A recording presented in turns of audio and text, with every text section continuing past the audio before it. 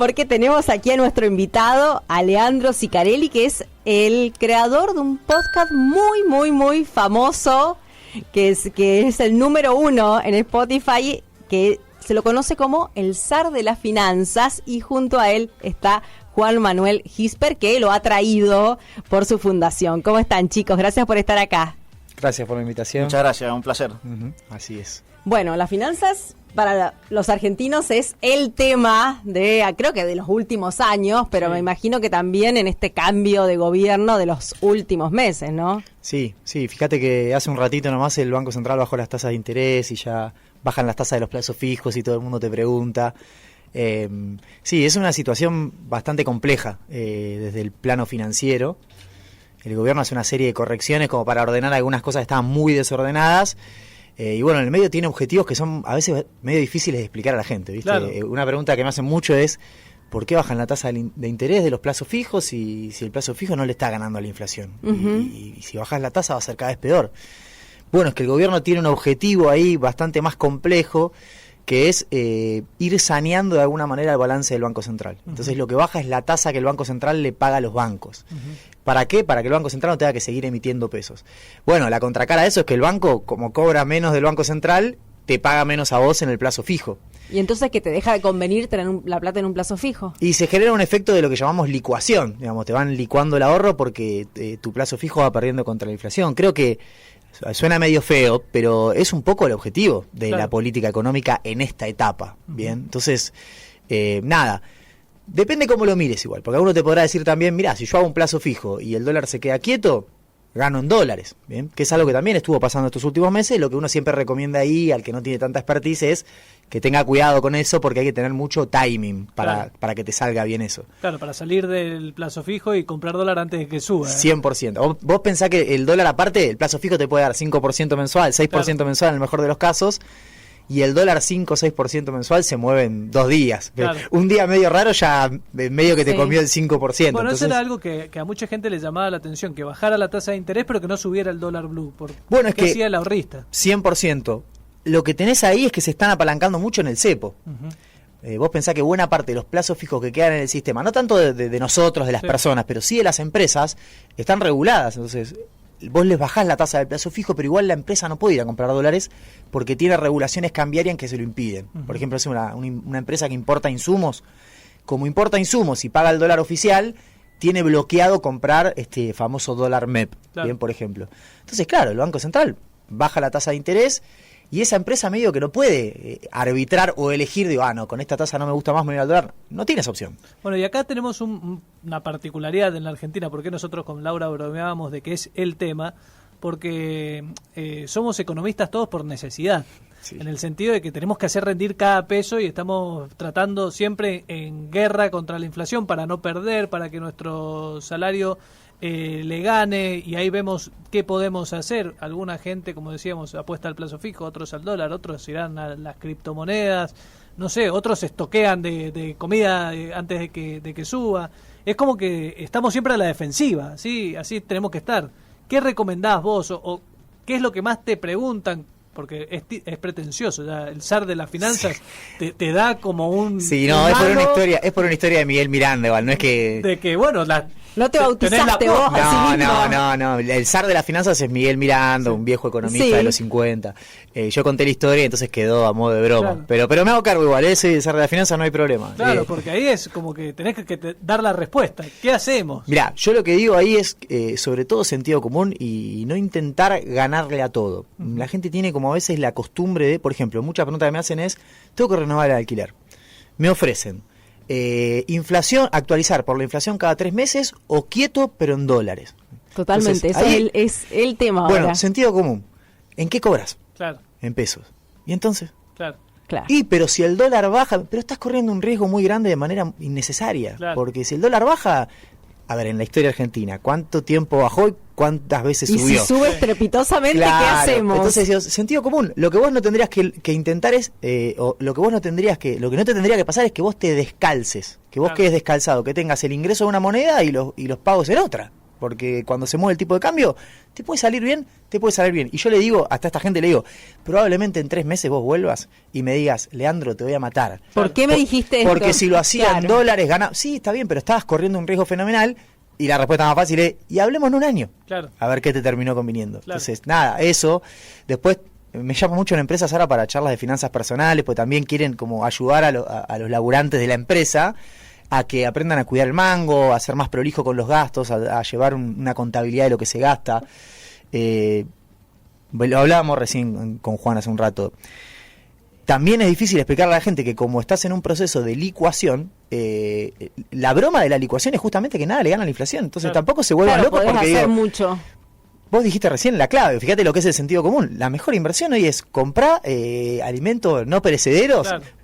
Yo es mejor, yo prefiero llevarme 2 latas de atún antes que ver si hago un plazo fijo. ¿Por qué? Y porque el precio de los activos, el precio de los bienes, le termina ganando a todo en el mediano plazo. Claro. Por ahí dentro de 6 meses, cuando se empiece a liberar el cepo, se normalice la política monetaria, ahí podemos volver a tener una discusión un poco más normal, donde por ahí una inversión como plazo fijo, fondos comunes o comprar acciones puede ser mucho más viable, pero hoy es un escenario... Pero vos tenés esa perspectiva ahora dentro de 6 meses que se empieza a liberar el cepo, porque hay otros que dicen otra cosa, como que desconfían de lo que pueda pasar en el próximo semestre. No sé qué va a pasar, pero sí sé que si no pasa eso vamos a tener un problema. Claro. También lo discutíamos en el almuerzo, estábamos tocando todos los temas. Yo lo que decía es, el cepo compra tiempo, está bien, es una buena decisión haber dejado el cepo, pero tenés un año. Si nosotros seguimos con esta dinámica de regulaciones a fin de año, la propia dinámica cambiaria se va a dar vuelta y va a ser perjudicial para el gobierno. Entonces, de acá a 6 meses sí, esto tiene que empezar a caminar distinto. Tiene que haber desregulaciones, el cepo es que no te dejan pagar importaciones, que si una empresa gana plata y la quiere mandar al exterior no puede, que si una empresa quiere comprar dólares no puede porque usa el mercado oficial para importar. Eso es el cepo. Eso vos lo tenés que ir desarmando, es la propuesta de este gobierno. Claro. El gobierno dijo, lo voy a mantener un año, porque tengo un lío grande, si lo saco el día 1, no sé dónde termino. Claro. Entonces, el tema es, le quedan 6 meses. Bueno, y eso también, a ver, para muchos es imposible, para otros es algo que va a ocurrir, y lo mismo pasaba con el tema de la diferencia, la brecha entre el dólar oficial y el dólar blue, que el dólar blue iba a estar ahora en 6.000 pesos y finalmente no se movió casi nada en este tiempo, y el dólar oficial que pasó de 200 a 800 pesos y la brecha que se redujo a nada. ¿Cómo se explica eso? Y también, ¿por qué tantas veces hay diagnósticos tan disímiles entre el caos total y el trabajo de hormiga que va hacia un rumbo, a ver, que es la salvación? Ponele. Mirá, son como 2 cosas importantes. La primera, no sé si 7.000, pero que todos teníamos mucho miedo de que esto termine mal, ni bien asumió el gobierno. Yo me incluyo, digo, la verdad que... Y sobre todo por una cuestión muy simple que es, el gobierno asume con una propuesta de dolarización. O sea, el proyecto era dolarizar. Y bueno, cualquiera que hacía las cuentas más o menos, sabiendo que el Banco Central debía 12.000 millones de dólares, no había posibilidad de dolarizar. Entonces por eso pensábamos, esto puede terminar una corrida cambiaria seria. La verdad es que el gobierno asume, nombra otro equipo económico que no era el que pensábamos, y el equipo económico, la primera señal que da, dejamos el cepo, un año. Claro. Entonces, claro, y cambió todo. Claro. Y ahí nos pasamos todo de largo. Pero bueno, creo que eso también vino de la mano de lo que se decía en la campaña y lo que después se terminó ejecutando. De lo posible. Sí. La segunda parte de la pregunta también es muy interesante y también es muy importante. Yo no creo que la brecha tan baja que tenemos hoy sea una brecha a la que le puedas creer mucho. Creo que, no sé, economistas como Cavallo ya abiertamente están diciendo, nosotros medimos la brecha, en general usamos más el contado con liquidación que el blue, pero se mueve muy parecido. Cuando vos hoy medís la brecha del oficial con el contado con liquidación, están más o menos cerca. Claro, está como 1.400 el... No, ese es el dólar tarjeta. El contado con liquidación está a 1.100 pesos más o menos. Vos pensás que el importador, cuando importa encima, tiene que pagar 17% de impuesto a país. Entonces el importador ya medio que la brecha está muy cerquita. El tema es que en el contado con liquidación, que sería el dólar blue, hablemos del dólar blue, pero formal, como el dólar blue formal, así no confundimos a la gente. Bueno, en ese mercado hay muchas restricciones todavía. Entonces yo creo que si vos le sacás restricciones a ese mercado, la brecha no es la que tenemos hoy. Probablemente te vayas a una brecha del 50-60% de vuelta.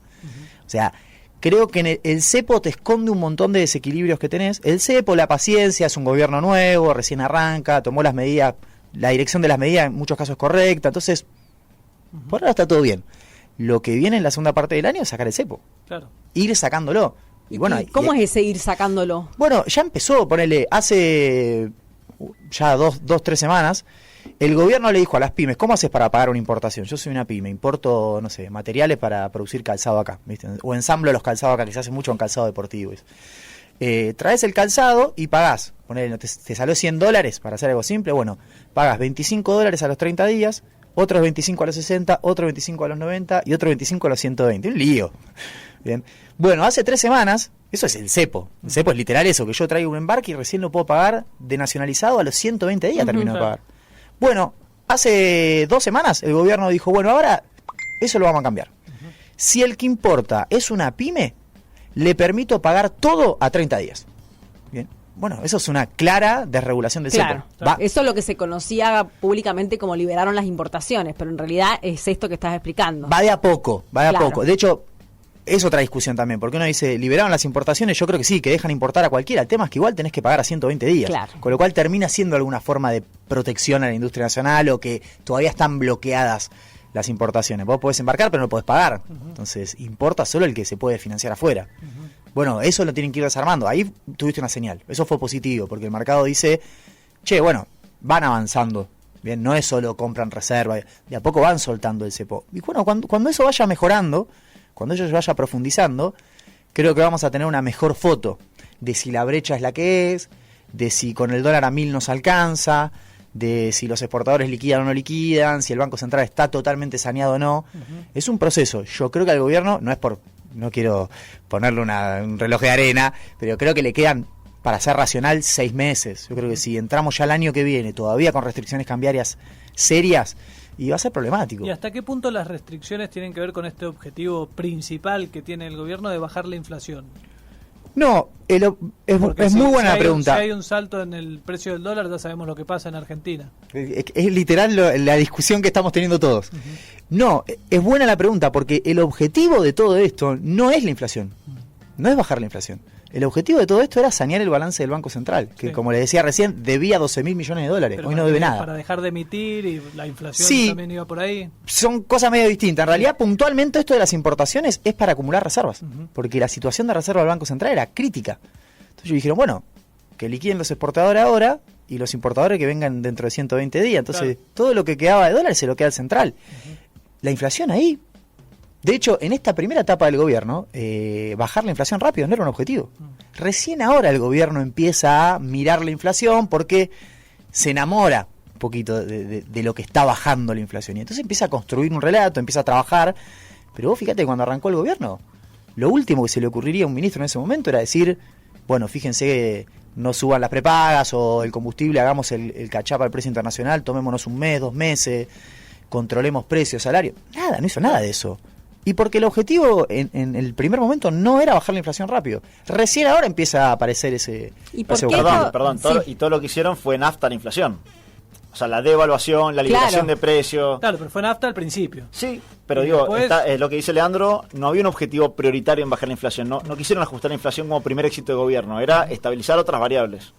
Claro, sí, es más, el primer mes de gobierno fueron 25% la inflación. Claro. Claro, pero, a ver, ¿y por qué ahora está bajando, si se quiere, o desacelerándose la inflación? Porque hay gente que dice, en realidad no es que esté bajando, es que hay recesión, entonces nadie vende nada y bueno, ¿qué vamos a hacer?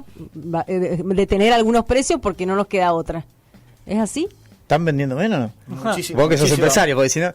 No, muchísimo menos. La caída de la venta, bueno, nosotros relevamos desde la Federación Económica con CAME, tenemos registrado caída, depende del rubro, pero el promedio es 25% interanual. Claro. La caída es brutal y no solamente está el fenómeno de la caída de ventas, que no se suben los precios, está el fenómeno que muchos hacia fin de año veían un caos total, entonces aumentaron precios especulando con un dólar a 3.000 pesos, recontraestoqueados. Hay stocks que se vencen, Claro. O sea, los stocks de alimentos se vencen, entonces hay que transformar rápido en liquidez ese stock. Entonces bajan los precios, esto que se quejaba Toto Caputo, 2x1, las promociones de los alimentos bajando los precios para sacarse la mercadería que se vencía encima. Y bueno, y al mismo tiempo te aumentan los costos. O sea, en realidad, si uno tuviera que mantener los márgenes de rentabilidad tenida, debería estar aumentando los precios, pero no puede. Entonces hay una trampa compleja que hoy las pymes están sufriendo mucho más que otros sectores de la economía. Sumale a eso el tipo de cambio oficial al que importás está planchado. Claro. Va al 2% mensual. Entonces, Claro, y entre la recesión y eso... Y el aumento de las tarifas. de los servicios. Bueno, esos son los costos que te aumentan. Claro. Pero es una trampa, digamos, la pyme, ¿por qué la inflación está bajando? Porque la pyme se está comiendo su margen, o la empresa se está comiendo su margen. Me aumentan los costos de las tarifas, aumentan los costos del alquiler, me aumentan los sueldos porque están empezando, las paritarias siguen, y mis precios se empiezan a congelar y cada vez gano menos. Digamos, la respuesta inmediata es ajuste personal en las empresas, claro, que es lo que se empieza a ver en los informes de empleo de empleado privado registrado. Registramos a nivel nacional enero 30.000 puestos de trabajo y se espera que los meses siguientes, todos no están publicados, son peores. Uh-huh. A ver, interesante esto que decís, porque de alguna manera se ve que la estrategia del gobierno es siempre la misma, que es la de la asfixia. Asfixia a las provincias para que bajen sus costos y dejen de gastar plata en cosas que no eran necesarias o de robársela o lo que sea. A las universidades lo mismo, que asfixia a las universidades para que optimicen sus recursos. Y también asfixia al sector productivo en esto que decías vos de, bueno, especularon con los precios, se fueron de mambo, pusieron precios altos, ahora los asfixia.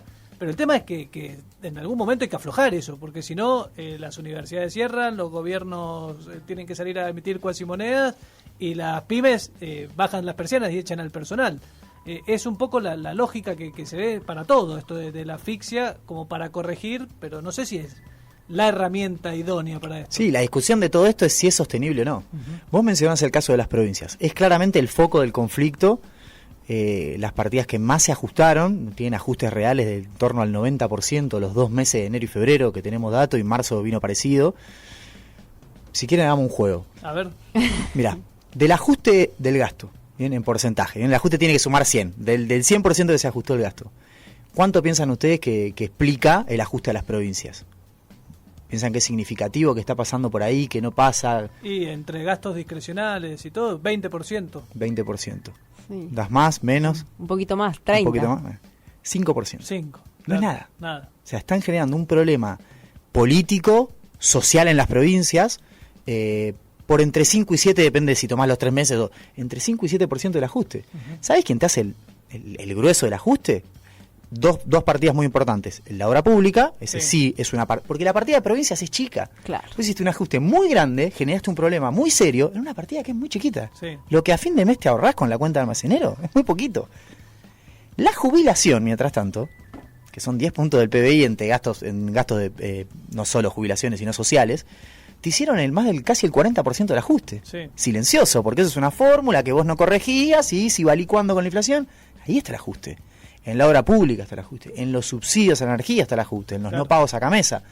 Ahora, lo de provincias es fantástico porque está en los medios, vos ves que el foco de la discusión está ahí. Generás un problema político. Siempre, y vos decís, bueno, debe ser grande, la mitad de la discusión debe pasar por ahí, no, entre 5 y 7%. Nada. Y la pregunta es, bueno, ¿es sostenible eso? Porque la verdad es que, más allá de lo que contaba Juan recién, socialmente también la situación se pone compleja y no sabés hasta cuándo va a tirar, también lo de las provincias. Yo creo que el segundo semestre es como, bueno, Macri en su momento decía, esperemos el segundo semestre. Sí, no, los brotes verdes. Sí, fue pateando para... Sí, déjà vu. Pero digo, creo que en el segundo semestre, los que tenemos un poco de paciencia, yo soy una persona que tiene paciencia, entiende que los desequilibrios eran muy grandes, entonces, nada, hay cosas que no me gustan, lo que contaba Juan recién, al principio, a veces no solo no es preocuparse por la inflación, sino es darle nafta a la inflación. Entonces hay cosas que no me gustan, pero entiendo que vas haciendo las correcciones. Ahora, si en la segunda parte del año seguimos haciendo las cosas como las venimos haciendo, y bueno, yo la verdad te voy a tener que decir, es insostenible. Si vos en el tercer trimestre del año o entrando al cuarto trimestre del año seguís peleado con los gobernadores y le seguís metiendo un ajuste del 80% en términos reales de las partidas, yo te voy a decir, no se puede sostener. No se puede sostener porque las provincias usan esas transferencias para pagar sueldo en muchos casos. No, y también hay otra cosa, y es que no son todas las provincias iguales, no son todas las empresas iguales, no son todas las universidades iguales. O sea, hay algunos que habían hecho bien las cosas y tenían los números ordenados y no tienen de dónde ajustar. Totalmente. Y hay otros que, bueno, sí, habrán estado gastando mal y no, a ver, te digo, cortar el chorro con algo, pero mira, a nivel general, por pecadores. A nivel general, te diría que la mayoría de las provincias tenían las cuentas bastante desordenadas. Mendoza es un buen ejemplo, por ejemplo. Pero el resto de las mayorías tenían superávit fiscal, para empezar. Sí es verdad que buena parte de ese superávit fiscal estaba anclado en que recibían muchas transferencias de nación. Era un problema de dependencia por ahí, no de desorden. Porque a veces da la sensación, viste, que según... Que era todo un desastre. Que era una cosa de loco. Ahora vos te pones a mirar los resultados fiscales de las provincias y no sé, hay 20 y pico que tenían superávit fiscal. Claro, no había nadie que no estaba pagando sueldos. No, eventualmente ahí lo que vos podrías haber hecho es, bueno, muchachos, voy a cortar las transferencias, vamos a tratar de hacer una convergencia para que no dependan tanto, les doy 8 meses para que se ordenen. Claro, no. que eso se quiso hacer en el gobierno de Macri. De Macri, 100%. Claro, no, repentinamente. Esto en 8 días Sin le cortó aviso. todas las transferencias. Vos fijate que si se agruparon todos los gobernadores, creo que salvo 1 o 2, cuando se sientan en la misma mesa, Kicillof y los del PRO, es porque evidentemente tocaste algo que te pasaste. Es como lo de la marcha de la universidad. O Digo, los 125, claro, que juntaste a los pequeños productores con los grandes. claro, evidentemente hay una falta de timing político. También es un gobierno que no tiene tanta experiencia de lo político. Pero creo que lo de las provincias, en la segunda parte del año, ahora con la vuelta de la ley bases al Congreso y demás, Debería empezar debería a coordinarse. extrabarse. Universidades, lo mismo. Universidades, ni siquiera sé cuánto es en relación al producto, pero es menos de un punto todo el Claro. presupuesto. No existe. Te estás comprando un problema gigante por una partida muy chica que, bueno, después si quieren hablamos lo conceptual, digamos, no hay nada más valioso que la universidad pública como mecanismo de transformación. Yo soy Claro. primera generación universitaria, imagínate, de la Universidad Nacional del Conurbano. Se cometen errores, pero bueno, es la primera parte, todavía no tienen el programa fiscal, se les cayó la ley ómnibus, están haciendo lo que pueden, por eso son brutales. Si dentro de 4 meses seguimos así, y va a ser un problema, la verdad, Sí, es medio insostenible. y sobre este paquete fiscal, ¿qué pensás? Porque, a ver, estaba esa idea de, que parece que es la que se va a dar, de devolver la cuarta categoría ganancias, de volver a cobrarlas, que aparentemente eso es lo que va a pasar. ¿Estás Sí, de acuerdo? va a pasar. En Mendoza, por ejemplo, el gobernador de Mendoza es uno de los impulsores. Bueno, es que parte de ese impuesto se coparticipa, entonces Claro. los gobernadores van a poder recuperar una parte de la caja que perdieron. Mirá, la verdad que a veces como economista se tiene que poner el traje de malo, porque a nadie le gusta pagar impuestos, y si te lo habían devuelto, volver a pagarlo, sé que es más en esta situación, pero es lo más justo que podemos hacer. La verdad que la persona que hoy tiene un trabajo registrado, soltero, y cobra 1.800.000 pesos en blanco, seguramente no sea millonario, viva una vida espectacular, pero tiene que entender que está en el decil más rico de la población. Está en el mismo decil que están los que tienen 5 yates, porque es el 10% más rico de la población. Y eso habla de la estructura de ingresos que tenés. Por eso tenés tanta gente pobre. Claro. Entonces, si nosotros no podemos cobrar algo ahí, que es el segmento que más gana en términos relativos, vamos a terminar cobrando en otro lugar donde va a pagar el que menos tiene. Entonces, es lamentable porque nunca a nadie a mí no me gusta cobrarle al otro o tocarle la plata al otro, cambiarle la ecuación al otro, pero la verdad es que es uno de los impuestos más progresivos que tenés. ¿Y el impuesto país era una mala idea por este tema de que podría desaparecer el cepo? Sí, va a desaparecer. El gobierno se comprometió con el Fondo Monetario a sacarlo a fin de año. Así que por eso también no lo querían coparticipar. Aparte genera muchas distorsiones en el comercio internacional. Es un impuesto que te está ayudando mucho y es 10% de la recaudación. Claro. Una especie de bolsillo de payaso. Pero se termina a fin de año, supuestamente. Bueno, es interesante, decíamos que somos todos economistas en la Argentina. Sí. Primero somos economistas políticos porque analizamos todo como si fuésemos justamente especialistas en la materia. Y después también somos economistas, como decíamos al principio, financistas para hacer rendir un poco más nuestro sueldo. Pequeños ahorros. Claro, que si es que le podemos llamar ahorro, para llegar a fin de mes, básicamente. Ahora, eso también genera un problema. Y ahí me gustaría conocer cuál es tu opinión de estos falsos gurús que aparecen prometiendo réditos millonarios con inversiones a corto plazo y que terminan siendo estafas. ¿Cómo se juega o cómo te diferencias de eso también? Porque me parece que es algo que debe ser difícil, porque está lleno de gurús que te prometen que te van a hacer rendir tu guita en dólares, en euros o en lo que sea, y después O en sabemos atunes. cómo termina, claro. Sí. No, bueno, para empezar, yo no asesoro personas físicas. Yo asesoro en materia de coyuntura al segmento corporativo, trabajo en empresas. Claro. Con lo cual, para empezar, nunca le pido nada a nadie, ni plata, ni porque a veces, viste, hay cuentas truchas con mi nombre. También. Digo, yo no pido nada, no asesoro gente, no doy consejo de inversión, así que nunca que venga de mí, yo me dedico a la macro, digamos, y asesoro, trabajo para empresas, ¿no? Primero eso. Después lo que le voy a decir a lo que le digo a todo el mundo cuando voy a empresas a dar charlas de finanzas personales, les explico algo que para que tengan para parámetro. Hay un activo a nivel mundial que es el activo libre de riesgo, es el activo más seguro del mundo, que es un título del Tesoro americano, un título del Tesoro de Estados Unidos, del gobierno de Estados Unidos. ese título no tiene riesgo. Es el activo considerado risk free, o sea, no hay riesgo en ese activo. Claro. Rinde 5% en dólares anual. 5% en dólares anual. Hoy. Eso va cambiando, pero hoy está rindiendo eso. Con lo cual, cualquier inversión que te proponga un rendimiento superior al 5% en dólares anuales, Tiene riesgo.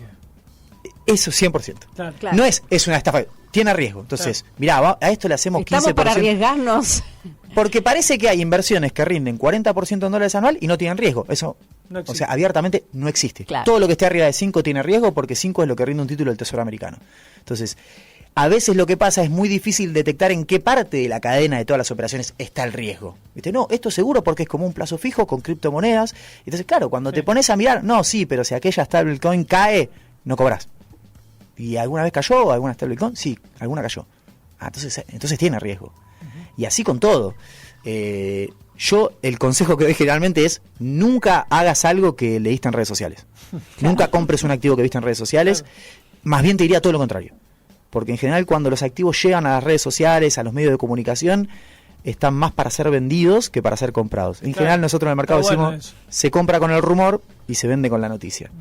Pero bueno, yo también soy muy conservador. De hecho el mundo de criptos y eso no es un mundo en el que conozca mucho, me haya metido mucho, pero yo soy un operador tradicional de acciones, bonos, estoy más chapado a la antigua. Así que, pero nada, que tengan mucho cuidado, que no se asesoren con gente que ven en redes ni nada. Si se quieren asesorar, hay organismos, hay empresas que se dedican a eso, que son sociedades de bolsa, que tienen agentes comerciales que te pueden asesorar.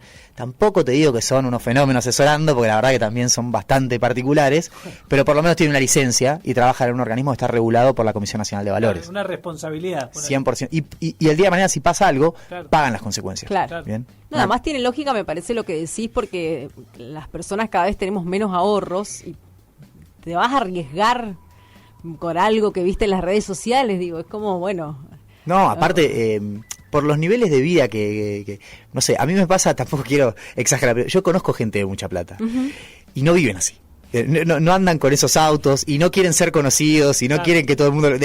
más bien es todo al revés, lo que te dicen, no me nombres, no diga quién soy. Sí. Así que no crean en nada de eso. La mayoría de esto... Bueno, ya se puso tan de moda que ahora hay como contracuentas que los van como delatando. Claro. Y nada, los autos son alquilados, al final no los conocen en ningún lado, se van mudando de ciudad porque estafan a la gente.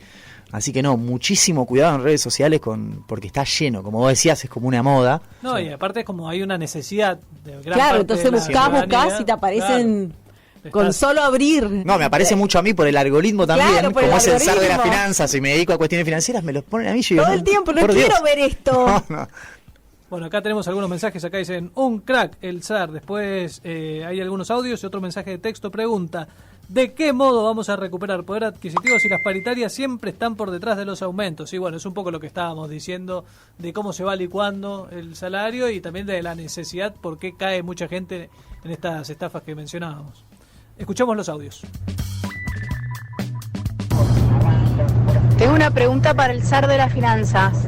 ¿Qué onda con la devolución de las percepciones del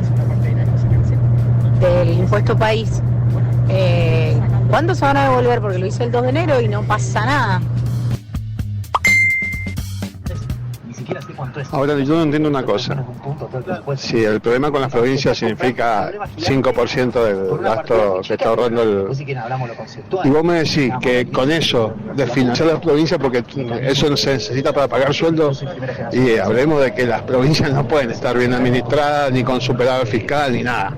Porque si vos estás dependiendo de la nación, por ese poquito de plata a pagar sueldos, estamos en un problema grande. O sea, pasemos todo directamente a la nación, que administre todo, que administre provincia, y nos ahorramos todo el sector político de cada distrito, legislatura, municipio, gobernaciones, secretaría, y se acabó el problema. Muy bueno comunicando e informando lo profesional de este chico economista que está hablando en este momento.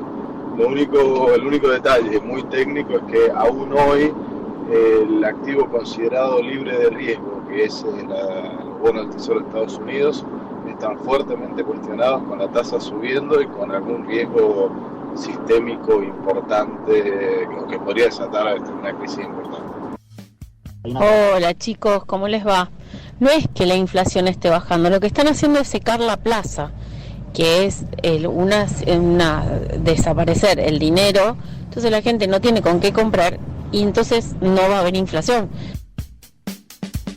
Bueno, ahí está, muchos mensajes. Me acuerdo que te arrancó preguntando algo de la devolución. Sí, la percepción, no lo sé, la van a patear todo lo que puedan, me imagino. Claro. Te voy a decir algo, muy buenos los comentarios, porque coincido casi todos y fueron todas buenas observaciones. Lo de secar la plaza es verdad, o sea, la cantidad de dinero que hay circulando, también eso es un poco lo elegimos nosotros, no es que lo hace el gobierno, pero el gobierno está llevándose pesos todo el tiempo de la economía. Lo decían lo de los activos libres de riesgo, ¿verdad? Están teniendo semanas media difíciles los títulos americanos. Igual lo de riesgo sistémico, no, se pagan siempre, es el activo más seguro del mundo. Y si tenés problemas, yo lo que siempre digo es, si tenés problemas con los títulos del Tesoro americano, créeme que con cualquier otra cosa vas a estar mucho peor. Claro. ¿Qué yo más? lo tomé más como un parámetro. Parámetro, sí, claro. 100%. De hecho, a ver, dije 5% es la tasa en la parte corta. Si te vas a 10 años es 4,70 y pico. Pero es verdad que está subiendo 100% atinado el comentario del oyente. Y lo otro era oyente. lo de las provincias, como ese 5% termina siendo un desbarajuste para algunas provincias. También coincido en parte con ese diagnóstico. De hecho, una de las críticas que yo hacía, bueno, hay provincias, no me quiero meter ni con ninguna puntual, pero digo, el caso de La Rioja, la verdad que llamaba la atención, a 15 días de haber cambiado de gobierno por una transferencia que no se hace, ya no podían pagar los sueldos. Y se iban a las criptos. Y ahí parecía claro, algo, a una cuasi. Y parecía como, bueno, acá había un problema más serio. Claro. Pero no es el caso de todas las provincias. La verdad que no están todas las provincias dejando de pagar sueldos porque no tienen transferencias. Creo que fue puntualmente La Rioja, que ahí coincido. La verdad que si por un mes no te mandan transferencia y ya no tenés con qué pagar los sueldos, bueno, evidentemente había otra cosa de fondo. Sí, es verdad. Y quedó claro, bueno, que las universidades no le cuesta mucho al gobierno nacional. No, y fíjate que en los comentarios nadie tampoco, hay como un consenso, un sano consenso en la sociedad que es un valor a proteger la universidad pública, por suerte. Bueno, lamentablemente tenemos que despedirnos. Sí, ya nos pasamos 5 minutos de la tanda, pero bueno, valía la pena también la charla y escuchar las preguntas que llegaban. Muy interesante, Leandro Sicarelli, el SAL de finanzas, y también Juan Manuel Gisper, gracias por estar acá. Y bueno, vamos a seguir ahí por Spotify. En Spotify, Financiero, Monetario e Irreverente es el nombre del podcast, número 1 a nivel nacional. Y bueno, los espero a todos que se sumen al barco de FMI Podcast. Muchísimas gracias, chicos. Chao, gracias. Hasta luego.